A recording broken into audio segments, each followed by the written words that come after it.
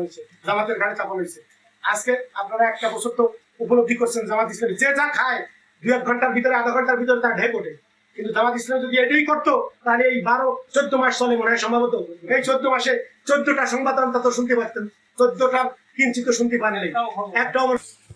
যেখানে আমাদের মত বিনিময় তো দূরের কথা, আমরা ঘরে ঘুমাতে পারিনি, তো আপনাদের কাছে আসতে পারিনি, আপনাদের সুখ দুঃখ খোঁজ খবর আমরা নিতে পারিনি। এদেশের হিন্দু মুসলমান আমরা আমাদের পিতা আমার চাচাদের কাছে শুনেছি, বা আমার তো 40 উপরে বয়স, আমরা দেখেছি আমার মুসলিম ভাই সহ আমরা আপনাদের সাথে মিলেমিশেই থেকেছি বিগত দিনগুলো। কিন্তু এই ফ্যাসিস্ট সরকারের এই 16 বছর আমরা তা পারিনি। আপনাদের কাছে আসবে আমরা জিম্মি ছিলাম, আমাদের বড় বড় আলেমুল আমাদেরকে বিনা বিনা অপরাধে ফাঁসির কাছে ঝুলানো হয়েছে। আমাদের মতো মানুষও হয়তো যদি এই সরকারের পতন না হতো তাহলে হয়তো আমাদেরকেও 1 সময় 10 বছর জেল দেওয়া হতো। আমাদের 2-3টা মামলা ছিল। আমার এই ছোট ভাই আজকে খুলনা থেকে ফোন দিয়ে বলতেছে, ভাই যান একটা মামলা খারিজ হয়ে গেছে আজকে, আর আগে দুটো হয়েছে। আমাদের কারো কারো দেখা যেত যে 10 বছরের জেল, কারো যাবজ্জীবন, কারো ফাঁসি হয়ে যেত বিনা অপরাধে। এই যে একটু আগে অসিন্দা বলছে যে ভাই যে অ্যারেস্ট হয়েছে, আমি বললাম তার অপরাধটা কি, আমরা তো কিছু জানি না, আমার একটা হুমকি ধুমকি দেওয়া হয়েছে, আমি আর কথা বলতে পারি। এগুলো আপনাদের অনেক সময় জিম্মি থাকতে হয়েছে। আমরা যতটুকু বলছি, আমাদের ঘাড়মি আছে গোষ্ঠীর ওই মানে পিছনের যে ঘাড়মি, এগুলোর কারণেও অনেক সময় অনেক কথা বলছি, সাইনবোর্ডে ঘাট তারা ভাবে রয়েছি। এটা আমি হয়তো 2-1টা ফ্যামিলি আমরা আমাদের গোষ্ঠীকেও পারছি, কিন্তু সবাই তো পারেনি, আপনারা তো পারেনি না, যেহেতু আপনারা বলেন সংখ্যালঘু, কিন্তু মূলত আমরা জামাত ইসলামী মনে করি না যে আপনারা সংখ্যালঘু। আপনারা সবাই মুসলিম বাঙালি জাতি, আমরা সবাই ভাই ভাই।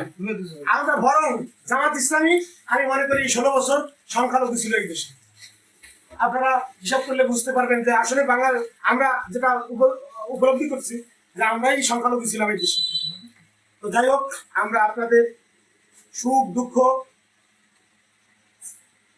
শান্তির সময়ও আপনাদের কাছে থাকতে চাই, আর দুঃখের সময় আপনাদের সাথে ভাগাভাগি করে নিতে চাই সবকিছু। আপনারাও সেটা সেই দৃষ্টিতে আমাদের দেখবেন। আগামীতে যাতে বাংলাদেশ জামাত ইসলামী ন্যায় ও ইনসাফের প্রতীক হিসাবে এদেশের কোরআনের আইন চালু করতে পারে। কোরআনের আইন যদি চালু হয়, এদেশে হিন্দু মুসলমান খ্রিস্টান ইহুদি বৌদ্ধ সবাই শান্তিতে থাকবে, কেউ অশান্তি বিরাজ করবে না। বাংলাদেশ জামাত ইসলামী এই 1 বছর আগে যেখানে 6 তারিখে সম্ভবত ঘোষণা দিয়ে দিচ্ছিল আমরা যত জুলুম নির্যাতনের শিকার হয়েছি, আমরা আমরা সবাইকে সাধারণ ক্ষমা করে দিলাম, যেটা রাসূলুল্লাহ সাল্লাল্লাহু আলাইহি সাল্লাম আমাদের সর্বশ্রেষ্ঠ নবী, শ্রেষ্ঠ নবী, তার যে আদর্শ ছিল। যেমন মক্কায় আবু জাহেলের, এটা শুনতে হয় তার শিক্ষক, আবু জাহেলের অত্যাচারে, উতবা সাহেবার অত্যাচারে যখন মুসলিমরা এই অত্যাচারিত হতে লাগলো, তখন আল্লাহর নির্দেশে একজন ফেরেশতার মাধ্যমে নির্দেশ আসলো। সেই ফেরেশতার মাধ্যমেই নির্দেশ ক্রমে রাসূল সাল্লাল্লাহু আলাইহি ওয়াসাল্লাম মদিনায় অবস্থান করছিলেন তার সঙ্গভঙ্গ নিয়ে। 10 বছর পরে বিনা যুদ্ধে মক্কা বিজয় হয়ে গেল। এটা তো আপনি অবশ্যই জানবেন, অনেকেই জানেন। তো সেই বিনা যুদ্ধে যখন হলো, মক্কা আগমন হলো, তখন সে সবাইকে সাধারণ ক্ষমা করে দিল। তাকে 2 বছর জেলে থাকতে হয়েছে সিয়াবে আবু তালিবের, যেখানে কোনো খানা পিনা দেওয়া হয়নি। এই আমরা 23 সালে শেষ দিকে 24 সালে বেরোয়েছি, কিন্তু আমরা তো ভরপুর খাবার পেয়েছি সেখানে। সে 2টা বছর সেখানে কষ্ট ক্লেশ করছে। সেই আদর্শ রাসূলের, সেই আদর্শ জামাত ইসলামী, সেই আদর্শে আদর্শিত কোনো মানুষের জন্য জামাত ইসলামী ক্ষতির কারণ হতে পারে না। এটা আপনাদের কাছে আহ্বান থাকবে যে 5টা বছর আপনারা দেখবেন জামাত ইসলামী আপনাদের খাদেম হিসেবে কাজ করবে ইনশাআল্লাহ। সকল স্তরে একজন জামাত ইসলামীর সাধারণ কর্মী সমর্থক, জামাত ইসলামীকে যোগ দিচ্ছে মাত্র এমন লোক আপনাদের কোথাও বাংলাদেশের প্রত্যন্ত অঞ্চলে কেউ বলতে পারবে না যে ওই এক আমিরের নির্দেশ ছাড়া উল্টাপাল্টা কিছু করছে। এই আমির হুলামি সাইনবোর্ড থেকে 20 লক্ষ টাকা আমার অ্যাকাউন্টে জমা করতে পারতাম, একজনে দিতে চাইছে 5 লক্ষ টাকা সামান্য একটু কাজের জন্য। আমি বলছি যে না, এটা তো জামাত ইসলামীর আদর্শ না।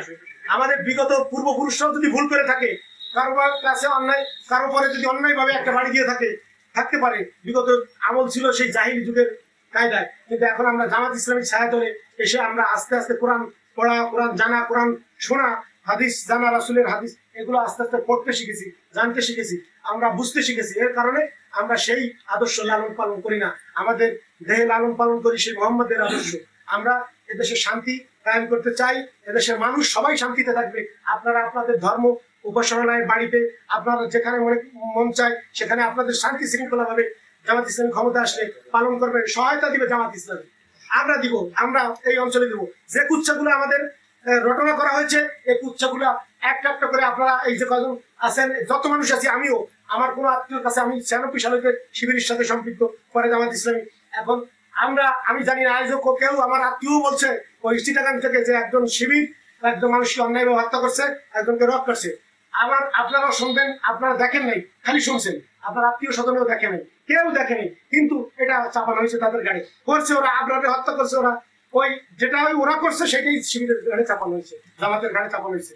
আজকে আপনারা একটা বছর তো উপলব্ধি করছেন জামাত ইসলামী যে যা খায় 2-1 ঘন্টার ভিতরে, আধা ঘন্টার ভিতরে তার ঢেক ওঠে, কিন্তু জামাত ইসলামী যদি এটাই করতো তাহলে এই 12-14 মাস চলে মনে হয় সম্ভবত, এই 14 মাসে 14টা সংবাদ অন্তত শুনতে পারতেন, 14টা কিঞ্চিত শুনতে পারেন নাই, একটাও মনে হয় নাই। তাহলে আর যারা এটা করে আওয়ামী লীগের সময় তারা সামনের ব্যানারে ছিল, আমি তো সাইনবোর্ড ঘাটটা আমি করে ওই মার্কেটের গল্লির ভিতরে দাঁড়িয়ে রয়েছি, তন্ময় হয়েছে, ওই মিছিল হয়েছে, মানববন্ধন হয়েছে, দেখছি আমাদেরকে ডাকছে, সবাই চলে গেছে, আমার বাড়ি আমারটা খোলা হয়েছে, আমি রয়েছি, যা হয় হবে তো, কিন্তু দেখছি যারাই সামনের কাতারে ছিল তারাই চাঁদাবাজ, তারাই আবার হচ্ছিল অন্য কিছু, তারাই হলো আপনাদের লুণ্ঠন করতেছে, আপনাদের ভয়ভীতি সৃষ্টি করতেছে, হত্যা করতেছে মানুষ। ফেসবুক খুললেই দেখলে আমার কান্না চলে আসে যে এগুলা কি চলছে দেশে। যাই হোক, জামাত ইসলামী কে আপনারা ভোট দিয়ে আগামী সংসদ নির্বাচনে পেয়ার পদ্ধতির দাবি সহ 5টি দাবি করছে, আমাদের কাছে কাগজ নেই, এখন উড়ে গেছে। শুক্রবার আপনাদের মিছিলের দাওয়াত থাকলো, সেখানে শুনবেন, শোনার জন্য যাবেন বা দেখার জন্য আপনাদের দিকেও ব্যস্ততা রয়েছে।